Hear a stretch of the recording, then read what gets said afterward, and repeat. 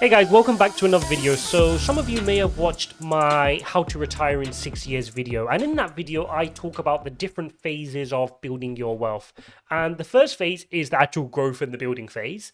And the second phase, once you've actually built your nest egg, is the phase where you're almost ready to retire and you've got enough of a nest egg that you can live off of the dividends or the yield coming off of that initial amount without eating away that initial amount. Highly recommend you go and watch that video. But another hack I wanted to mention, which ties in nicely with that, is what I call your pre-tax income.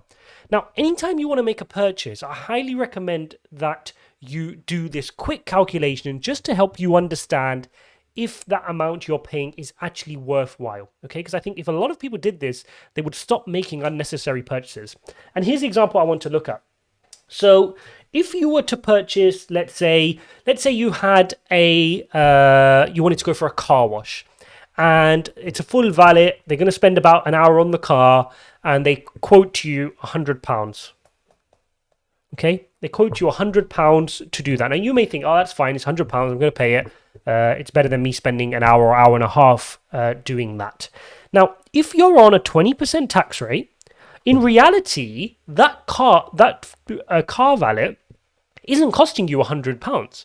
It's costing you more than that on pre-tax salary. Because remember, when you get a job, you are quoted, you're giving your salary in pre-tax. So they say you're on 50k pre-tax. Now, so you're paying 20% tax. So in order to get the actual number you're paying, you want to divide that by 1 minus your tax rate. Okay, so in this case, we're going to do 100 divided by 1 minus 20, okay, 0.8, and we're going to get 125. So in reality, that car valet is going to cost me £125. So if I'm earning less than £125 an hour, it's probably more efficient for me to do that myself or find someone cheaper. Okay, let's take a look at another example. So let's take a look at a bit more of a bigger purchase, because I think this is where it can make a massive difference. Let's take somebody who's earning a decent amount of money. They've got £500 spare at the end of the month, and they go, hang on a second, I really like that BMW on that monthly lease. My friend's got one at work. I'm going to get one too. Okay, so they go, I've got £500 left. Why don't I do that? Well, this person, let's say they're on a 40% tax bracket, right? They're on the higher end here in the UK. Well, they'll need to divide by 0.6. Okay, so if we're to do that, 500 divided by 0.6, that's £833 a month that they would need to earn, such that when tax is removed, they've got 500 to pay for their car. So in reality, in pre-tax income, that's 833. Now, a lot of you are probably thinking, what does it matter? Like, everything's going to get taxed, and therefore, that's how it works. You can't just calculate backwards. You're not going to get that pre-tax money. No, that's not how the wealthy build their wealth. The wealthy build their wealth by not spending this. They invest this. They invest the 833 in something like, in America, you've got a Roth IRA. Here in the UK, you've got what's called an ISA. I'll make a separate video on that. And if you put this in the stock market regularly every month, 833, and let's do that. 833 times 12 is £9,000, £9,996 per annum. So this gentleman who thought, or lady who thought they were going to pay 500 a month for a car, had probably budgeted 6k. In reality, it's costing them £9,996 a year that they're reducing their wealth by. And that 996 should be invested. So that 996, if you put it in your ISA, tax-free, you don't have to pay any capital gains on it, you can grow this at the very least. Even if you didn't know what you're doing, you could be growing this 5 to 7% if you're just tracking the market per annum, not doing anything. You just put it in an index fund, you put it in the S&P, you track a Vanguard mutual fund, and you're off to start building your wealth. And this is the trap we find. People are too often tempted by this.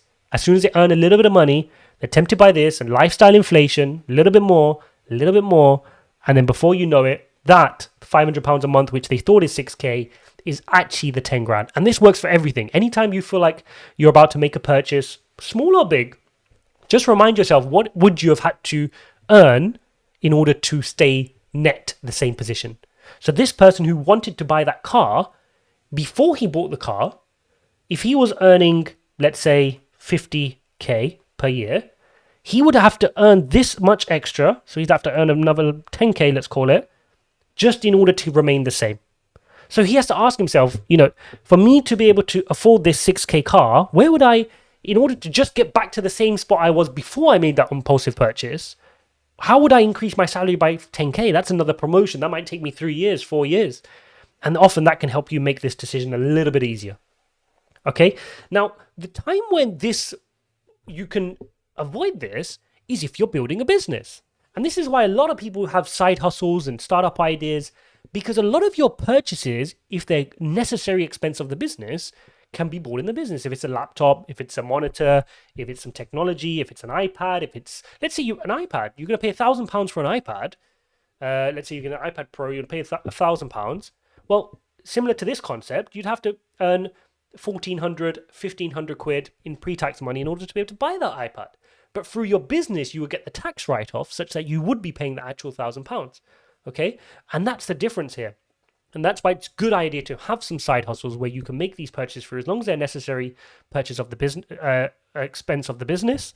And that can help you avoid having to spend your post-tax income. And that's the key here, guys. That's ultimately the point I want to get home here, is post-tax income should only be spent on necessary expenses. Okay? If you can avoid those expenses, you'll be able to get out of the rut and really start building your wealth. One of the biggest reasons I see that people aren't building their wealth is because they are spending post-tax income and they're never letting it save to build that nest egg, saving up the 9,000s, putting it in an index fund, instead of buying that car, put that £500 away, because that £500 is not £500, it's 833 pre-tax. And that's the difference here. And that's a massive difference in your building phase. Now, once you've retired and you're living off of your dividends from your income because you've saved £1 million and you've put it in the stock market and you're living off of it, that's a different conversation. But until we're there, we need to avoid these kind of expenses which can ultimately stop us from building our wealth. There you go, guys. One small personal finance hack, and I'll see you in the next one.